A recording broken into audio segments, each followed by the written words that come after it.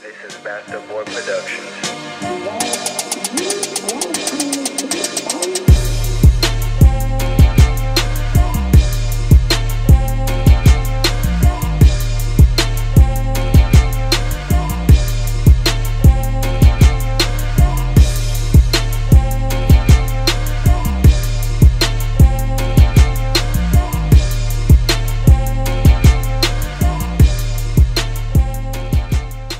Salut les amis, bienvenue pour cette dernière capsule de la semaine, ici dans les locaux de l'église Momentum. Je suis très content d'être avec toi, JM. Moi aussi, bonne, salut tout le monde.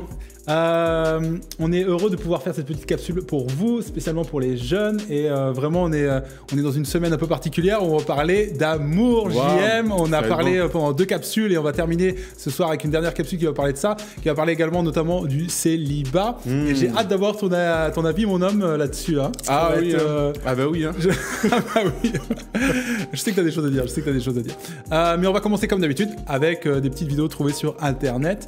Et on vous avait lancé des challenges. Donc la semaine dernière, qu'est-ce qui te fait rire?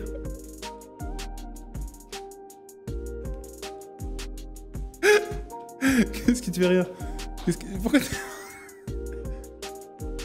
Mince, JM, ça va? Ça se passe bien? JM, en fait, faut comprendre, il craque parce que c'est...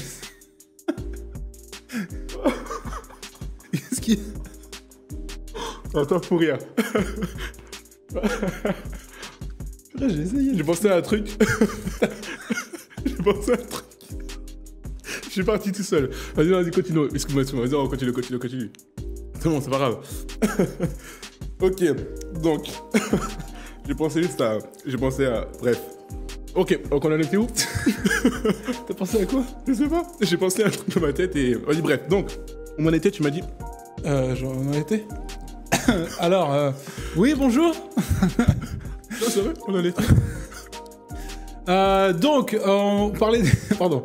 Donc, du coup, cette semaine, on a trouvé des choses sur Internet, on a trouvé des choses intéressantes sur Internet. Et... Tu pleures, Jean-Marie? Non, c'est bon, c'est trop d'émotions. Ouais, c'est ça. Donc cette semaine, on a trouvé des petites vidéos sur Internet, des petites choses que vous nous avez envoyées. On est très contents. La semaine dernière, on vous avait partagé le Worship Challenge qu'on avait trouvé, en tout cas qui a été lancé par une église. Et vous avez répondu présent. Et on va regarder, JM, si tu peux nous montrer un Worship Challenge proposé par les jeunes de Momentum. C'est parti, on écoute ça.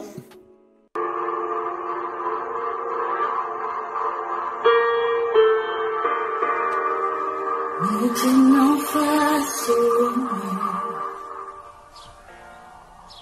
la victoire était sûre, car tu ne nous as jamais laissés. Nous attendons de voir éclater ta victoire, mais tu ne nous as jamais. Ta promesse est vraie et ta fidélité durera jamais. Gardée par ta main, conduit sur ton chemin, tu ne faillis jamais. Les yeux t'ont vu bouger les montagnes, et je le crois, tu peux le faire à nouveau. Dans le désert, tu traces la voie, et je le crois, tu peux le faire à nouveau. Le faire à nouveau. Wow. Yes. Merci les amis, merci d'avoir partagé ça. Beaucoup de talent. Beaucoup de talent. Il y a des gens, je savais pas qu'ils avaient ce potentiel-là. Ah oui, moi aussi. Toi aussi. Bon, c'est du délit de faciès, on appelle ça, monsieur. C'est-à-dire, tu vois la personne, tu te dis, ah non, lui, il chante mal. C'est ça? Non, très très belle voix, très très belle voix. Et qui s'est révélé à tes yeux? Non, tu peux pas me poser cette question-là. Si, je te pose cette question. Je pense que ça intéresse énormément les gens. Qui s'est révélé, selon toi, sur cette vidéo? Qui s'est révélé? Oui. Alors, tous, moi je trouve ils ont tous révélé. Ils se sont tous révélés. C'est un politicien, mec, c'est incroyable. Ils sont tous révélés. Non, moi, par exemple, j'avais jamais entendu Felana chanter comme ça. Ah. J'avais jamais entendu chanter tout court. Donc, c'est peut-être pour ça que ça s'est révélé à moi. Mais non, vraiment particulièrement bien. Ouais. Et merci en tout cas d'avoir relevé le challenge. Oui. Et n'hésitez pas à nous le partager et à nous montrer vos talents. Et même si tu chantes pas comme un cador, il n'y a aucun souci avec ça. Ça nous montre qu'on peut être chacun dans nos maisons, mais unis quand même. Et c'est vraiment une belle chose. JM, est-ce que tu as reconnu la musique? C'est Ébloui de Dan. Toi, tu connais que les chansons que de Dan. Que de Dan. Que de Dan. Moi, que Dan. Tu fais une danite, en fait, on appelle ça. Une danette. Ok, D'accord. merci. Moi, je vais m'en aller. Tu vas finir cette émission tout seul. Une danette. On est d'accord? Je valide pas. Je valide pas ça. Par contre, du coup, ébloui, ça me donne une idée. Jean-Marie, il y a quelque chose que tu sais très bien, que l'on fait notamment à la jeunesse, quand on veut intégrer quelqu'un dans un groupe, on lui fait le ébloui challenge. C'est-à-dire que et je vais te le proposer. On va mettre dans tes oreilles un son qui n'a absolument rien à voir avec Dan Luten que tu adores, d'accord? Qu'est-ce que tu amènes à mes oreilles? Mais par contre, faut pas me polluer les oreilles.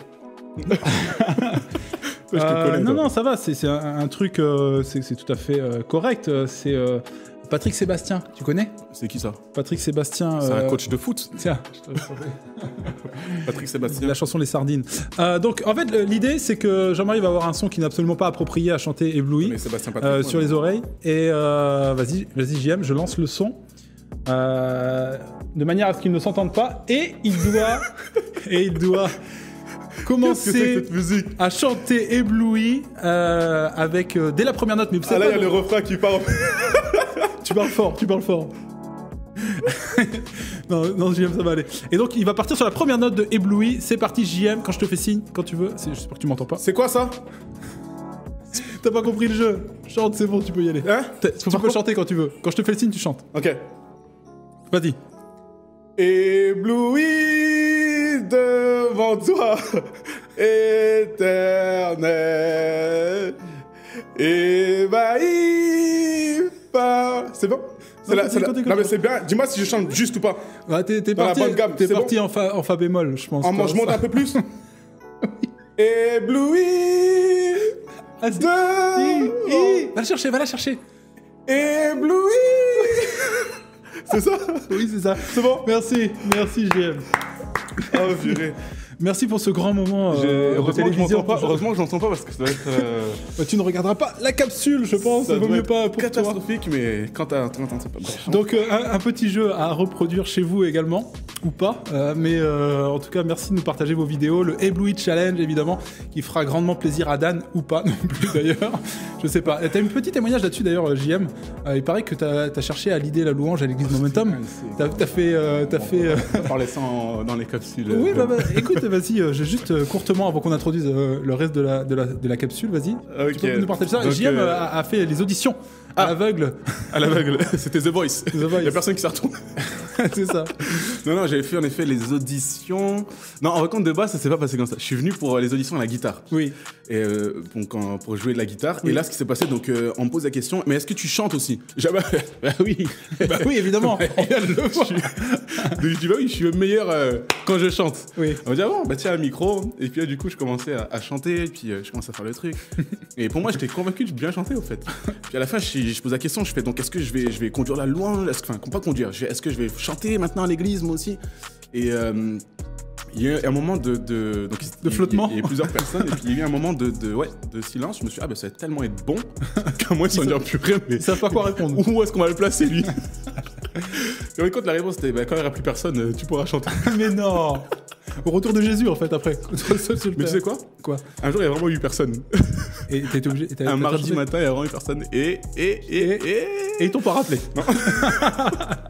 Non mais bon en tout cas. Merci, voilà, merci de nous partager ton cœur et évidemment je pense que non bon tout le monde a vu tes talents et je pense que tu vas peut-être commencer une tournée dans d'autres églises. Si vous êtes intéressé, vous pouvez le contacter sur son adresse qui va s'afficher sur l'écran. Non, on va vous épargner ça. On va rentrer dans la deuxième partie de cette émission comme vous avez l'habitude. On va parler donc d'amour, on va parler ce soir davantage du célibat. Yes, excellent. Et thème. on a, je vais introduire tout de suite la première question. On va aller tout de suite à la première question. C'est une petite vidéo, si tu peux nous la balancer. Ouais. C'est une vidéo qui nous a été envoyée par Alexandre, donc de la Talence Family, Et c'est une question très pertinente qui parle du célibat. Je te Alexandre. laisse lancer ça. Tac. Comment savoir si on a le don de célibat? Yes, une question très courte mais très importante. Comment savoir si on a le don de célibat? JM, toi qui es célibataire, je suppose que tu as un avis. Comment déjà tu vis ton célibat? Alors, Quoi? en vrai, Oui. c'est une très bonne question de savoir pourquoi, parce que j'ai l'impression que quand on me pose la question, c'est toujours comme si... Comment tu fais, toi, pour vivre ton célibat, mon pauvre? Ouais, c'est ça. C'est comme si, comment tu vis avec cette maladie? Ça, c'est limite, comment tu fais? T'as pas d'iPhone, frère. Ouais.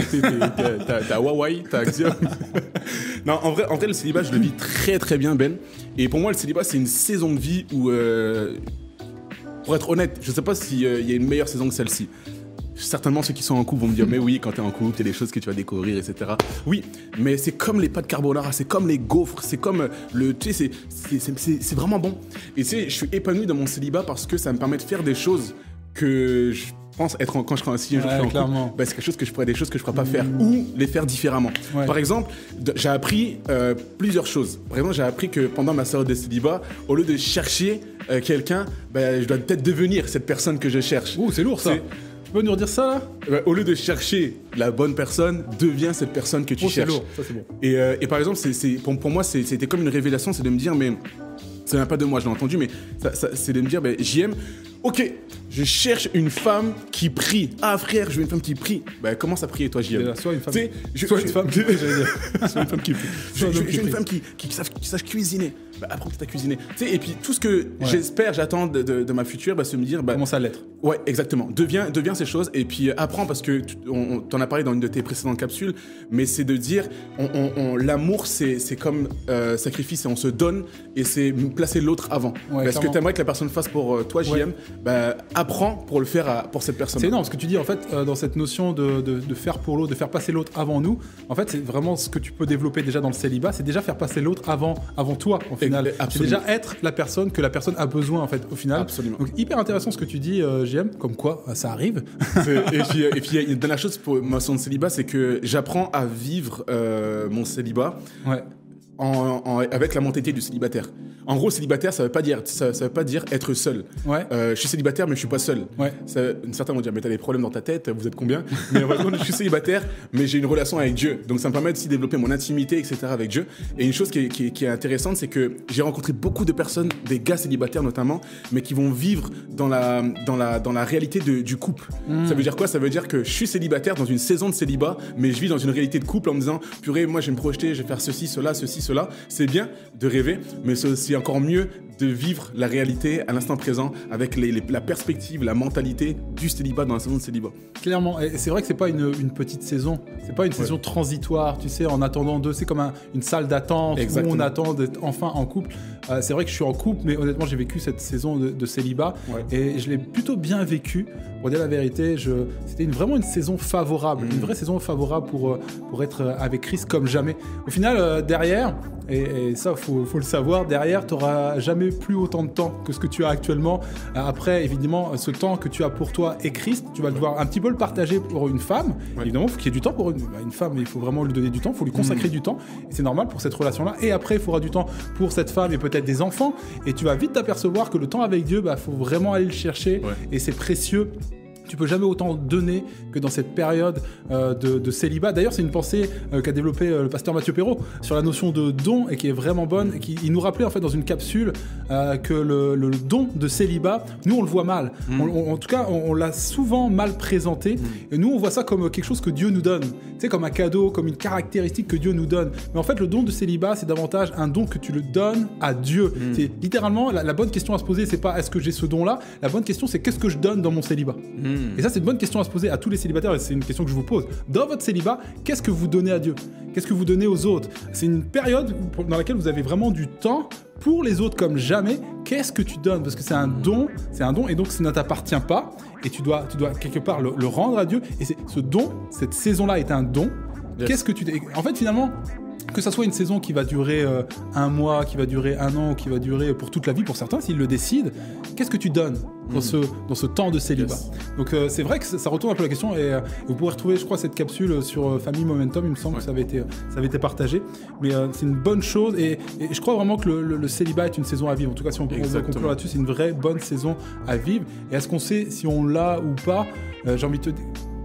Réponds à cette question, est-ce qu'on sait si on l'a ou pas? Quelque part.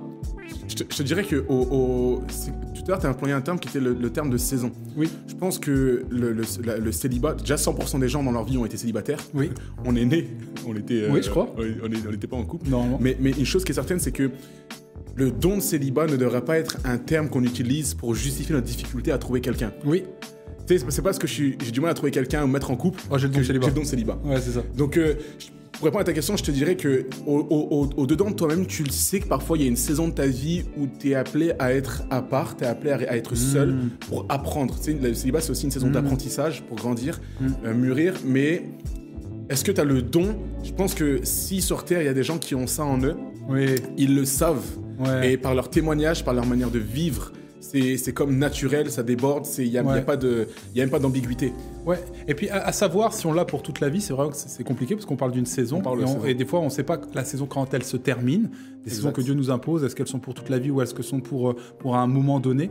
Donc effectivement, je pense que ce qui est important de souligner pour répondre à cette question, c'est cette notion de le don de célibat, c'est davantage un don, un temps où on peut donner à Dieu plus qu'une caractéristique qui nous est donnée. Ça, c'est une vraie belle pensée biblique. Mais la question qui est juste derrière tout ça, je pense, et on va faire la transition avec ça, c'est comment savoir si c'est le bon moment pour commencer une relation. En fait, comment savoir si ma saison de célibat est terminée? Comment on sait ça, JM?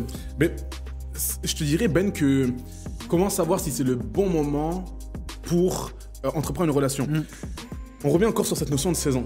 Mais je me dis comment ça s'est passé avec les hommes. Au début, dans Genèse, quand Dieu a créé l'homme, il a créé Adam. Tu sais, avant de créer Ève, il s'est passé plein de choses. Oui. C'est-à-dire que Dieu, il a développé plein de choses avec lui et Adam avant que Ève arrive.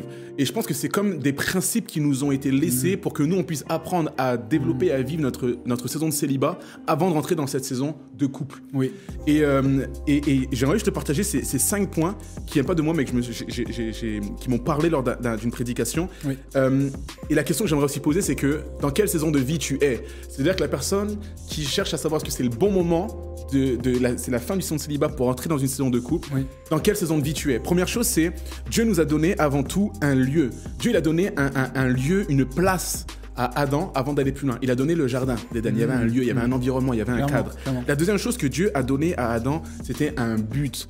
Dieu a donné un but à Adam. C'est-à-dire qu'à un moment donné, c'est tu prendras soin, tu vas cultiver, tu vas protéger. Tu sais, il y a une notion de protection au niveau du jardin. Tu gardes et tu cultives la terre que je te donne. Il y a un but. Ensuite, il y a des provisions. Dieu, on va voir qu'à un moment donné, il va donner à Adam, il va dire, OK, il y a des arbres, tu vas manger de tous les fruits de tous ces arbres-là librement, et c'est comme l'abondance.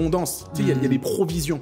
Et bien souvent, on se dit, mais est-ce que dans la saison où je suis en ce moment, est-ce que j'ai de quoi satisfaire mes besoins? Est-ce que j'ai de quoi manger? Est-ce que j'ai de quoi... Et réalise que Dieu t'a donné une place. Est-ce que tu es à la bonne place? Dieu t'a donné un but. Est-ce que tu connais également le but? Et qu'est-ce que tu dois faire dans la saison où tu te trouves en ce moment de célibat? Quelles sont les provisions que tu as entre les mains pour accomplir ce but? Et ensuite, Dieu a donné une identité à Adam. La Bible nous dit que Dieu a créé l'homme à son image. Ça veut dire qu'à ce moment-là, je découvre mon identité en tant que célibataire. Parce que tout le temps où je découvre pas mon identité en tant que célibataire et je vais me projeter dans la relation d'un couple, dans une vie de couple, dans une perspective à deux, bon, et quand si je le développe pas quand je suis tout seul, ben, je vais laisser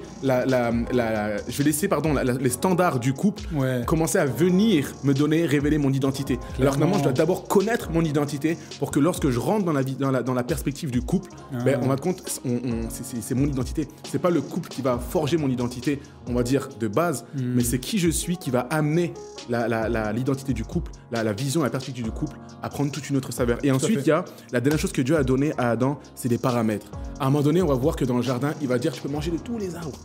Mais il y a un arbre où, attention, celui-ci, faut pas que tu y touches. Et tu sais, Ben, c'est pas comme s'il y avait juste 2 arbres. Tu sais, un arbre et puis l'autre. Et purée, faut hésiter. C'est que tu peux manger de tous les arbres.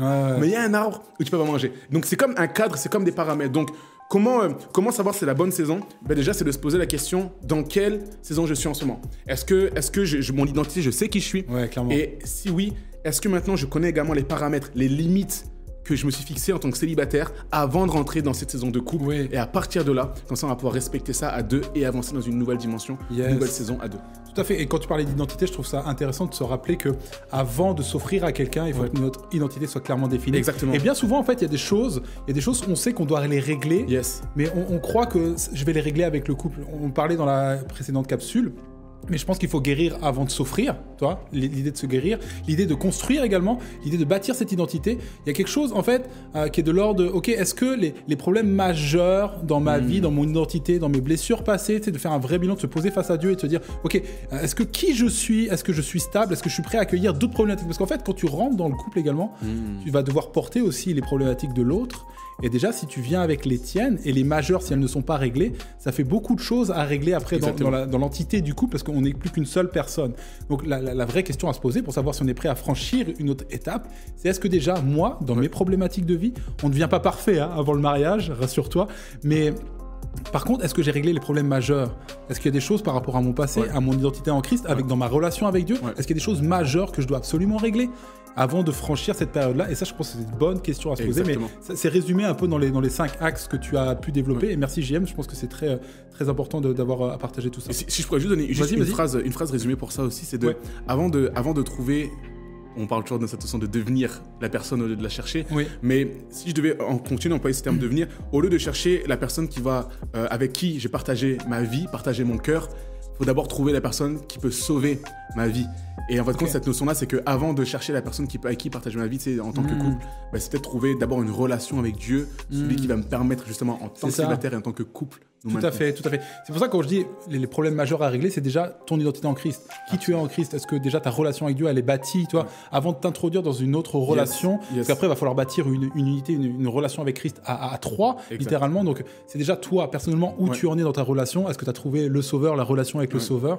Et c'est une vraie bonne clé, je pense, qui va nous permettre de savoir si on est capable et on est dans la saison pour passer à la suivante.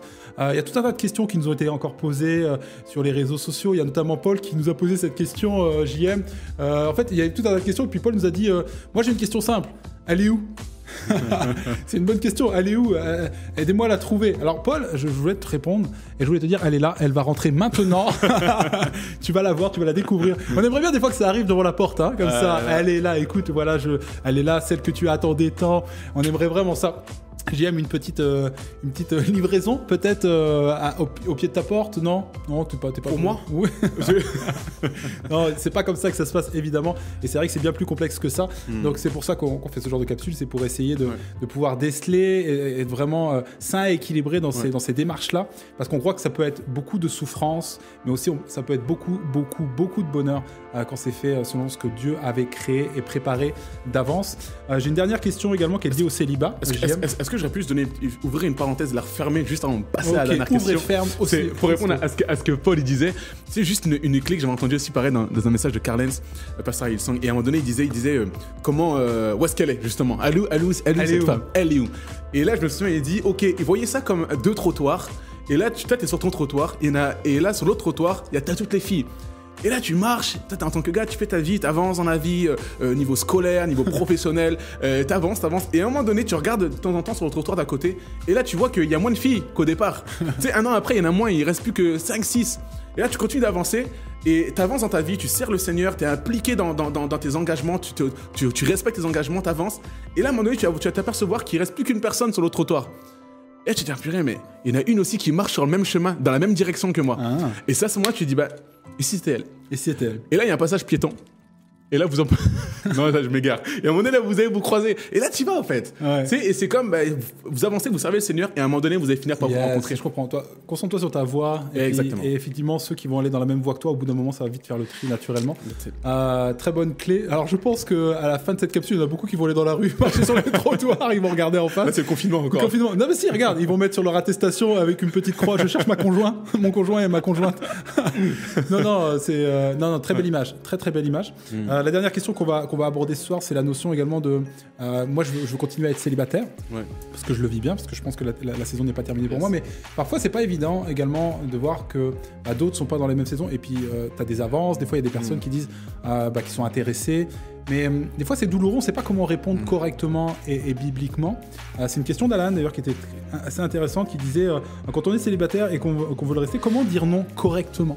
Je pense qu'il y a la notion qui est bonne à rappeler de 1 Corinthiens 16 qui dit restez éveillés, gardez une foi solide, soyez courageux et forts, faites tout avec amour. Amen. Il y a un rappel qui est fait à son église. En fait, tout ce que vous faites, faites-le dans l'amour. Et je crois que quand on dit non à quelqu'un, c'est sain et équilibré de dire non à quelqu'un, mais il faut le faire dans l'amour. Parce que moi, juste 3 clés assez rapides, parce que la capsule également va se terminer, mais 3 clés assez rapides, mais c'est le faire dans le bon timing, le faire au bon endroit et le faire avec les bons mots. Yes. Le bon timing, pourquoi? Parce que parfois, on n'ose pas dire non, donc on retarde les choses, mais ça fait beaucoup de mal que de ne pas dire non et de laisser la porte entrouverte à quelqu'un. Je pense que vraiment, ça c'est une des choses qui fait le plus mal, c'est quand la personne, tu vois qu'elle est intéressée mais tu n'oses rien lui dire. Et déjà parce que des fois ça flatte un peu ton orgueil, ça te fait du bien, moi j'ai personne d'autre qui est intéressé, ça me nourrit dans mon amour, tu vois, et tu n'oses pas dire non, il faut savoir dire non dans le bon timing, il faut savoir dire non, il faut savoir se poser et dire non. Le bon endroit également, de ne pas le faire devant tout le monde, de ne pas clasher. Je dis ça parce que des fois il y en a certains, ils veulent régler un peu ça devant tout le monde, comme ça au moins tout le monde est au courant. Non, là, je pense que c'est bon de faire ça dans l'amour également, d'être sain, équilibré, de ne mettre personne en porte-à-faux, de faire mal à personne devant tout le monde. On n'est pas là pour ça, pour faire mal. Au contraire, si on fait ça dans l'amour, on veut que la personne soit libérée derrière. Et donc, après, par contre, c'est vrai qu'il y a des fois, il y en a, ils insistent un peu. Hein. Il y en a, ils insistent quand même et tu leur mets un stop, tu leur fais comprendre et puis ils insistent quand même. Alors là, je pense qu'il faut adopter Matthieu 18-15 qui nous parle de comment on règle les conflits dans l'église et que quand quelque part, quand un frère a péché contre toi, qu'est-ce que tu dois faire? Tu lui en parles directement déjà, tu le fais pas devant l'église, ok? Et s'il continue, si vous réglez pas votre affaire, là, tu appelles un frère. Et vous dites, voilà, tu règles les choses avec lui. Et donc peut-être de dire, bah voilà, là j'ai dit clairement à cette personne-là que je voulais ne pas continuer, mais en tout cas, je suis pas intéressé. Et lui, il insiste, voilà, est-ce que tu peux nous aider à régler ce différend? Je pense déjà ça va régler un peu l'affaire. Mais il y a cette idée toujours de faire ça dans l'amour et de ne pas régler les choses devant tout le monde. Parce que des fois, on veut comme être catégorique pour pouvoir ne plus être embêté derrière. Mais je pense qu'il faut savoir faire ça correctement, le faire avec les bons mots. Amen. Pareil, quand je disais, faut pas chercher à être trop cassant, parce qu'on se dit, ouais, mais si je suis cassant, moi, il va plus revenir. Tu vois. Non, faisons-le avec les bons mots, les mots justes. Mais par contre, disons les choses clairement. Exactement. Dieu se tient dans la lumière. Et je le disais dans la capsule où je parlais, dans la vidéo, dans la prédication où je parlais des fréquentations, Dieu aime la lumière, aime qu'on dise clairement les choses. Oui, non, je suis intéressé, je suis pas intéressé. On est en fréquentation, c'est officiel. Je suis intéressé par toi. Puis maintenant, je dis pas que tu es la femme ou l'homme de ma vie, je suis juste en train de dire qu'on va peut-être apprendre à se connaître. Enfin, nommons les choses clairement. Et là où il y a de la lumière, il y a Dieu qui est. Exactement. Là où 2 ou 3 sont réunis en mon nom, je suis au milieu d'eux. On parle davantage de savoir régler les affaires comme cela, régler les conflits, qui fait que Dieu se place au milieu de nous. Amen. Donc réglons les choses de manière saine. Je pense qu'on a fait à peu près le tour sur le célibat. Est-ce que tu avais quelque chose à rajouter, JM, par rapport à tout ça? Je pense que tu as tout dit.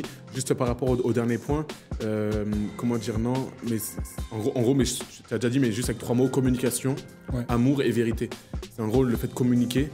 Toujours, comme tu l'as dit, Dieu au milieu, donc c'est l'amour, et puis être authentique et vrai. Ok. Je pense vraiment que c'est important de comprendre son identité, puis on termine cette capsule avec ça. Notre identité, au-delà d'être... En fait, célibataire est une saison, être en couple est une saison, être enfant est une saison. Donc on peut pas mettre notre identité dans cela. Notre identité, elle est en Christ, évidemment.